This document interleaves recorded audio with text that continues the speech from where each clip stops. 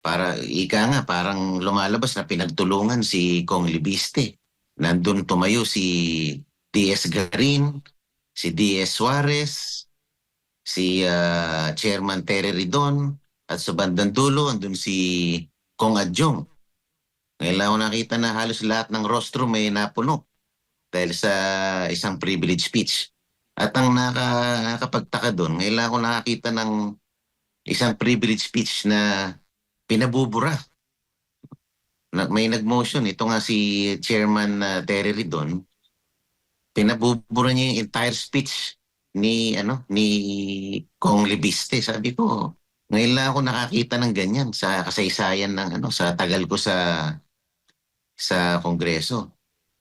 At saka buti naman na winidraw niya yung motion niya na yon at pina-amend naman ni DS Garin. Sabi niya, hindi na namin i-withdraw, kaya lang papa-amend namin. Motion to strike out the statements of Kong Libiste that has no attached evidence. Sabi ko, saan ka nakakita ng privilege speech na nalalakipan mo na kagad ng attached evidence? Kung meron man na ebidensya, kung maghahanap ka ng ebidensya, dapat yan sa committee na. When the privilege speech is referred to the appropriate committee and if it merits an investigation, dun ang presentasyon ng ebidensya. Samantala, nasa linya po ng ating komunikasyon via Zoom ngayong umaga si Congressman Paulo Marcoleta ng Sagip Party List. Kong, good morning po. Jade at Admar, ang inyong mga kasama. Maraming salamat po sa inyong oras.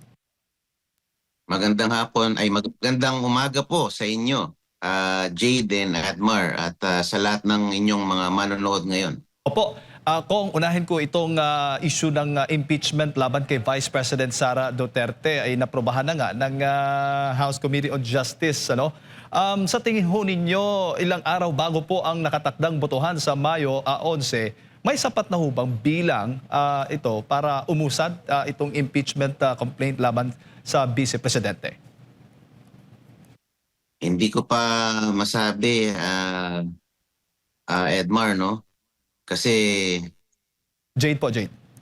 Jade, kasi may mga nagpapahayag na nagtatawag ang House leadership na sinasabi nila kapag sila iboboto,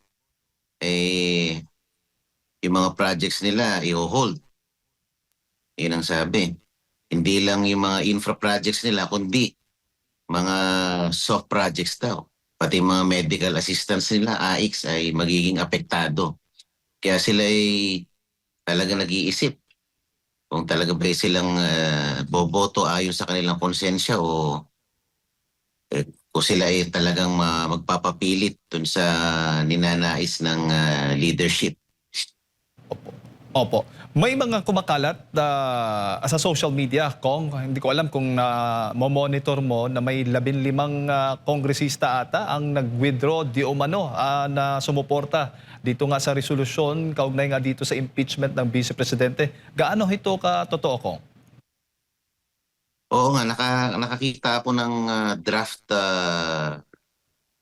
committee report or draft resolution na pinatatanggal yung 15 original signatories. May katotohanan yun na talagang may mga nagdalawang isip na lumagda dyan sa committee report na yan. At yun nga talaga. Sabi naman ng iba, we already secured more than 106 votes, sabi nila. Pero Opo. hindi ko alam. Hanggang sa ngayon, baka ongoing pa yung mga negosasyon, kumbaga, dyan sa Kamara. Opo. Sa inyo pong personal na pananaw, ano ho ba ang mabigat na issue na dapat timbangin, no? O dapat tingnan ng mga mambabatas bago po sila bumoto, paborman o hindi dito nga sa articles of impeachment laban kay Vice President Sara Duterte? Sa akin naman, kung matibay yung complaint na yan, kung talagang busog sa ebidensya, dapat hindi na kailangang takutin pa o puwersahin ang mga kongresista na wag bumoto. Kung talagang ano naman kung talagang smoking gun ika nga yung complaint, wala na dapat sapilitan, hindi ba? Ang lumalabas parang meron pang ganyang mga negosyasyong nagaganap. Kung overwhelming naman ang ebidensya, bakit kailangan pang may ganun? Meron pang mga pakiusapan na nangyayari, hindi ba? Opo. Pero ngayon ba kung diyan sa Kamara, marami na bang naglilipatan at ano naman ang palagay mo doon sa itong naging pahayag po ng NUP kamakailan na hindi sila susuporta kapag walang sapat na ebidensya dito nga sa impeachment laban kay Vice President Sara Duterte. May mga issue din na o may mga balita na nagsisimula ng nagsilipatan yung mga mula sa ibang partido tulad na lamang itong Lakas, CMD, papunta sa NUP. Ano po yung nagiging sitwasyon dyan sa loob ng Kamara, Kong? Ako nga, Jade, ako'y hindi halos lumiban sa mga impeachment proceedings at hearings. At naobserbahan ko na yung complaint na yon, pinutohan nila na sufficient in form and substance at merong alleged sufficient grounds, sabi nila. Pero nung ito'y pinagbotohan nila, wala pa palang ebidensyang naka-attach. Doon pa lang sa hearing, doon pa lang nila hiningi yung mga ebidensya. Hindi tama yung gano'n na isinumite mo na yung complaint, wala pa palang nakalakip na ebidensya. Doon pa lang sila maghahanap sa impeachment hearings. Tapos yung mga nagsalita doon, hindi naman naka-attach sa complaints. Opo. Pero sa tingin po ninyo, kung talagang tutuluyan ito, matutuloy itong marami ang papabor at uusad yan patungo sa Senado?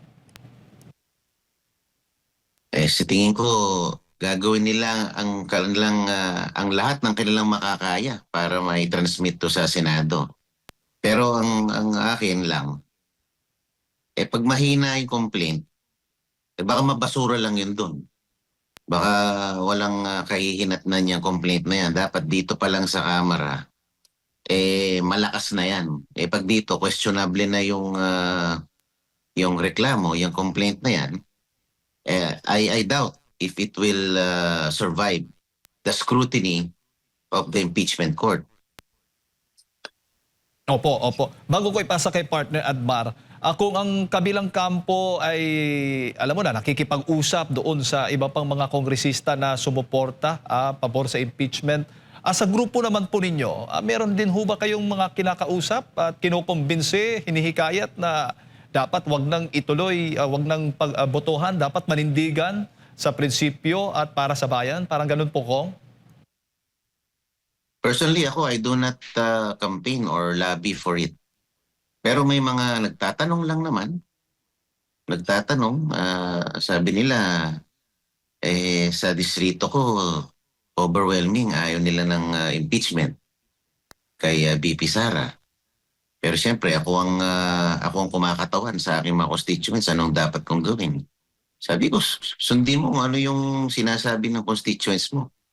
Dapat to, conscience vote, hindi yung dahil ikaw ay nadala sa panggigipit, sa pananakot, o sa kung ano man pang-iipit na gagawin sa'yo pag ikay bumoto ng yes. Dapat maliwanag na it should be a clear conscience vote. Hindi dahil sa meron lang nanakot sa'yo or nanggipit na i-hold ang iyong mga proyekto. Opo, Congressman, magandang umaga. Si Admar po ito. Maaari din po bang kinukonsidera o tinitingnan na inaamoy din ang...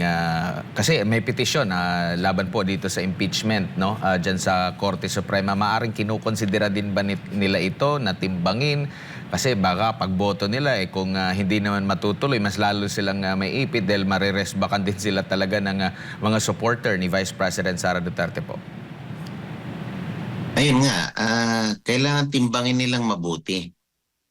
No, kasi lalo na kung yung distritong kinatatayuan mo ay predominantly Duterte, it will really affect your candidacy come 2028.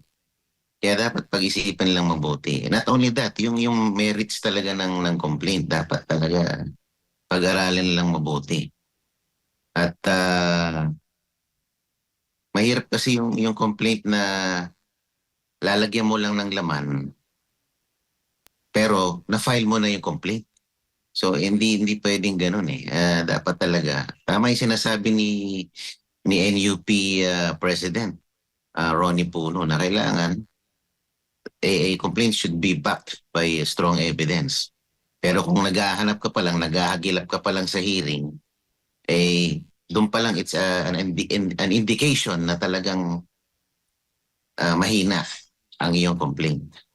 Opo, pero ito po ba ay paglabag din po sa ethics ng isang kongresista po, Kong? Kasi naalala ko dati, nung unang hain po ng impeachment, marami mga bumoto. Pero marami din pong nagsilabasan ng mga videos during campaign na nagpapaliwanag sa kanilang mga constituents kung bakit sila na bumoto pabor sa impeachment. Kasi baka mawalan sila ng pondo nga. So, ibig sabihin, hindi sila bumoto dahil sa merito ng kaso o naniniwala silang nagkasala ang pangalawang Pangulo.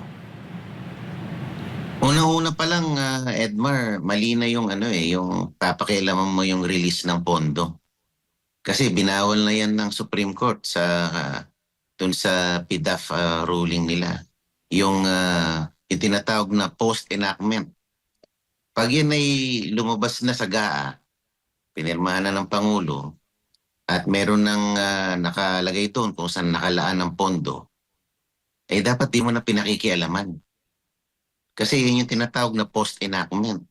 Pagka lumabas na ang GAA, wala ka nang pakialam doon.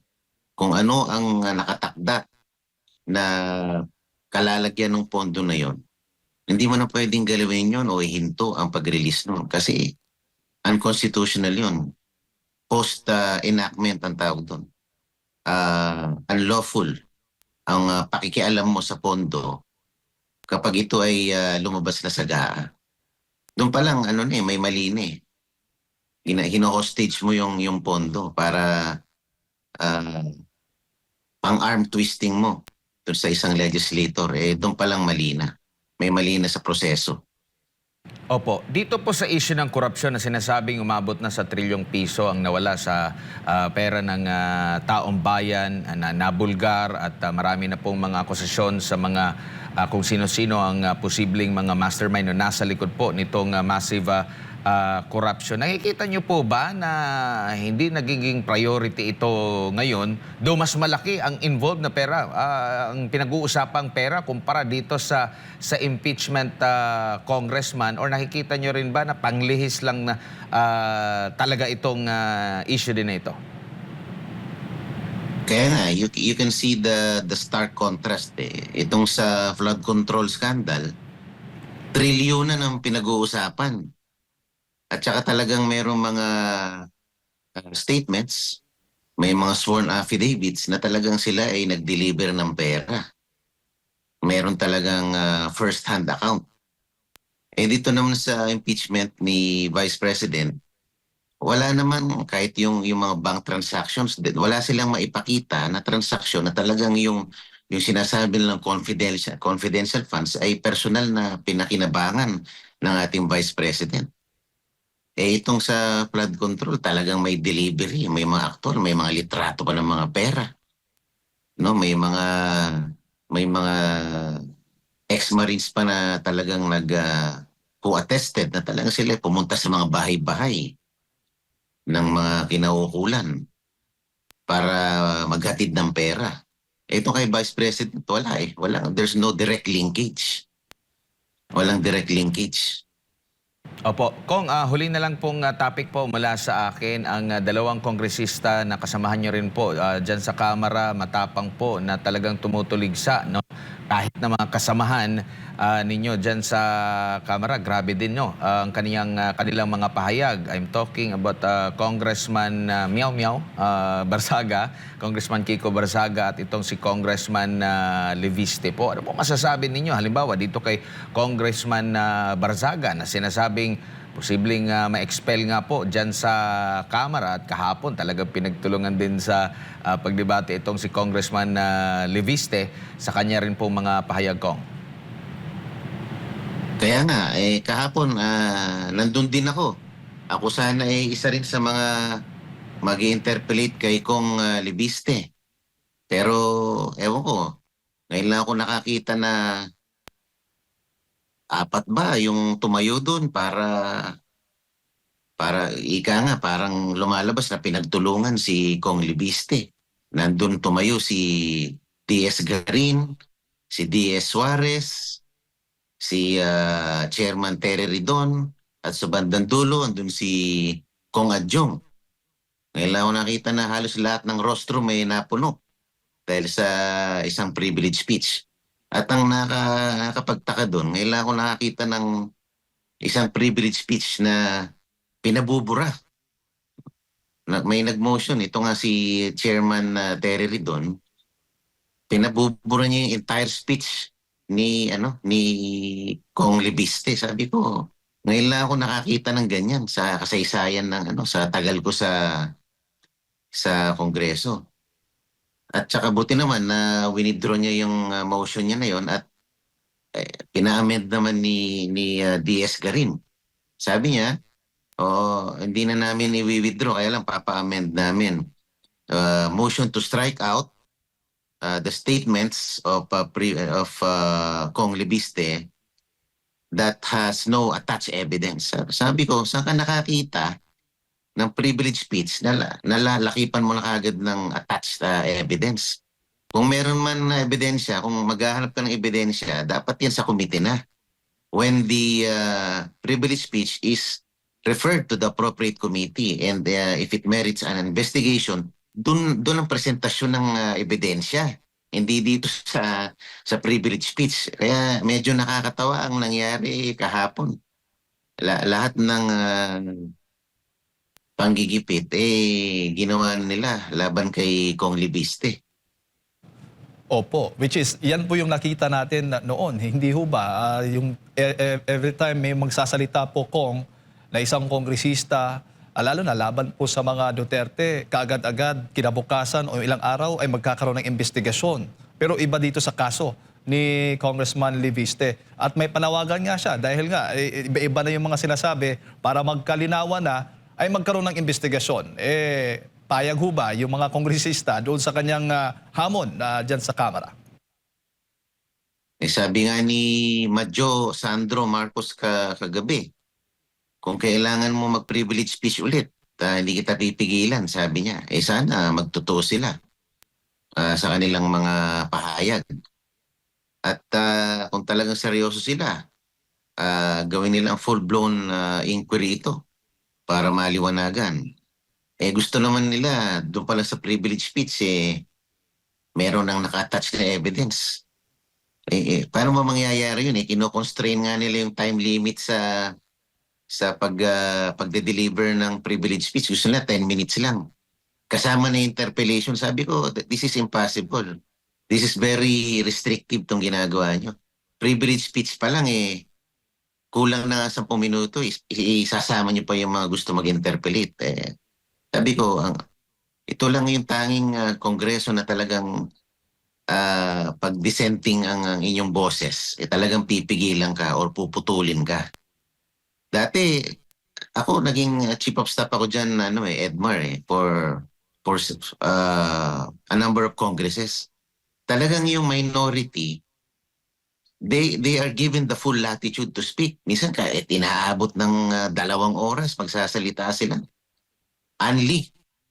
Unlimited ang kanilang oportunidad para magsalita. Pero ngayon, bakit ganito? Parang wala nang karapatan magsalita ang mga miyembro ng minorya na talagang sinisila ang aming karapatan para magsalita. Hindi pa nangyari ito.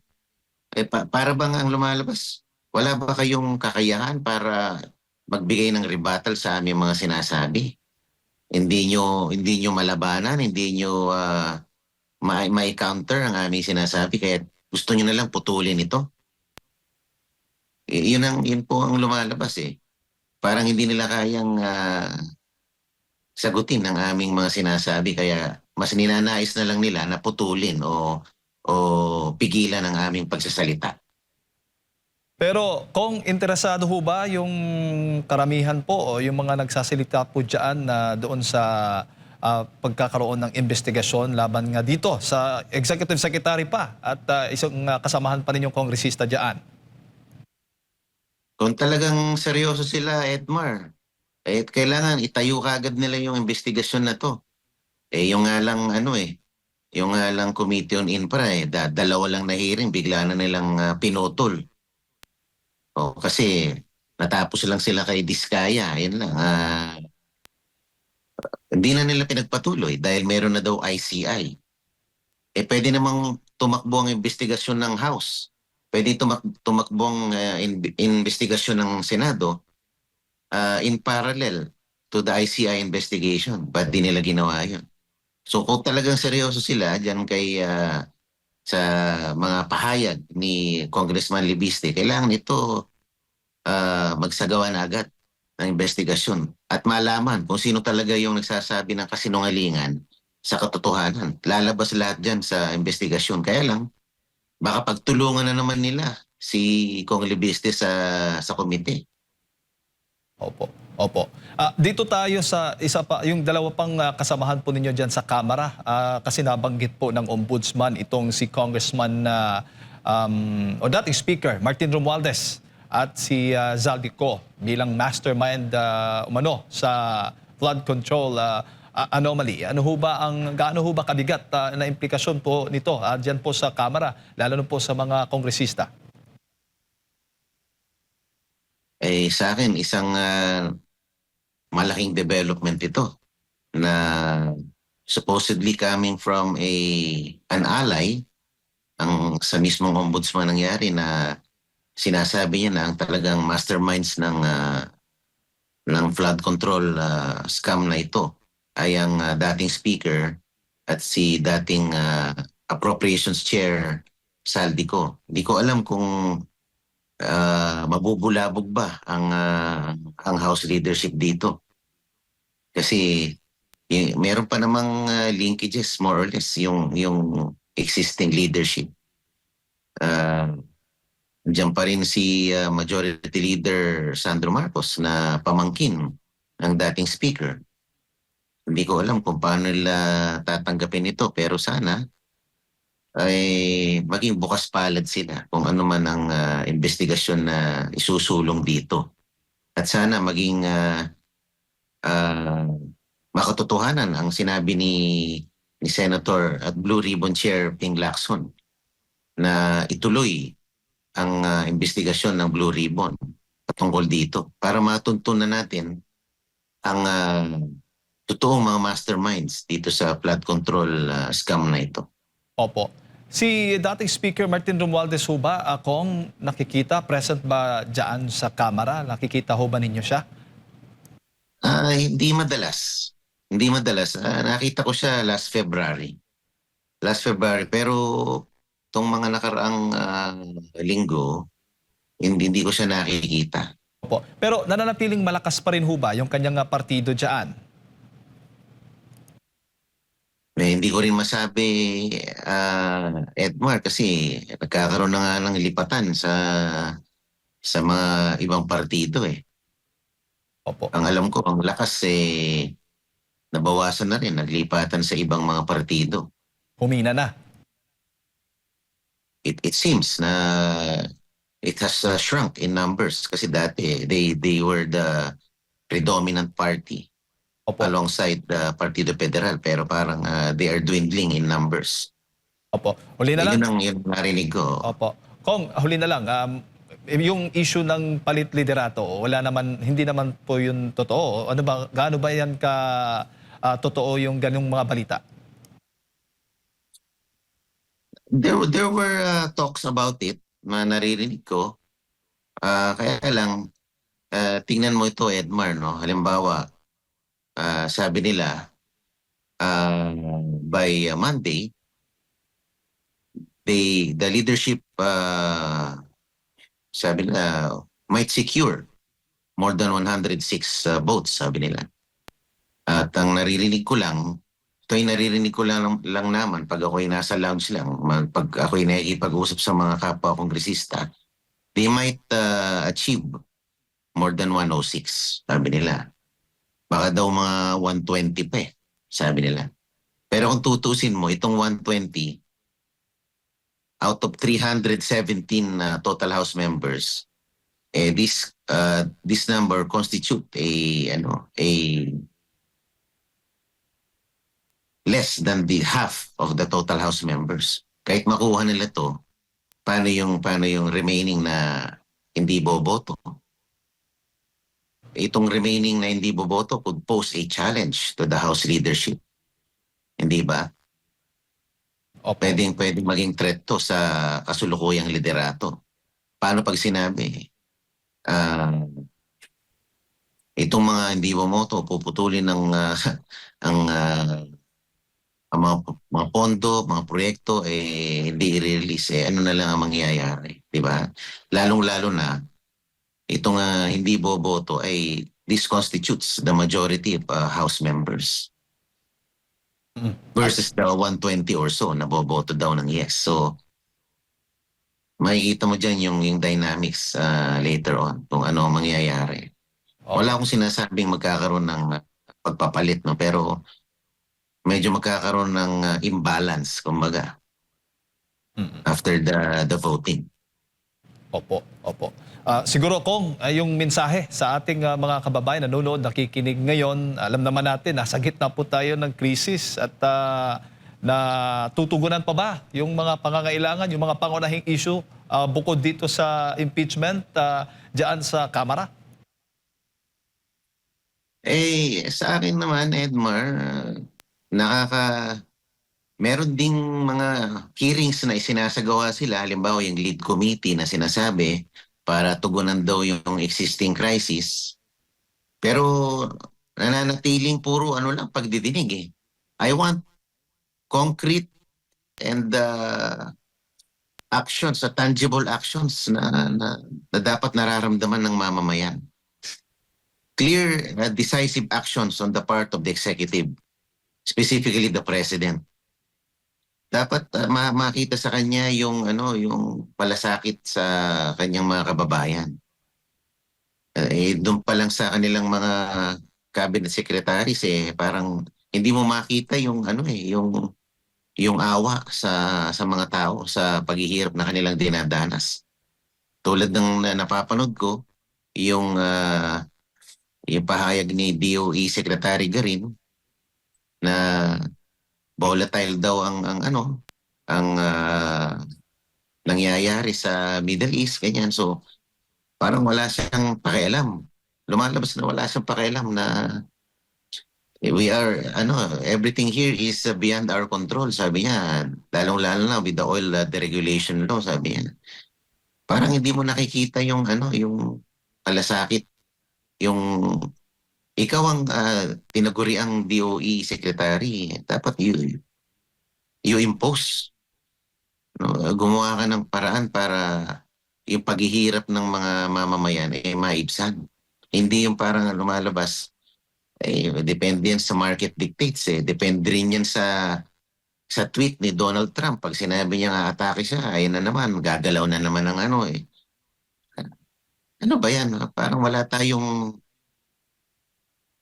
makita man lang na tayo ay nalulungkot. No? Kita natin na tayo may pakialam sa pakiramdam ng mga mamamayan dahil hirap na sila.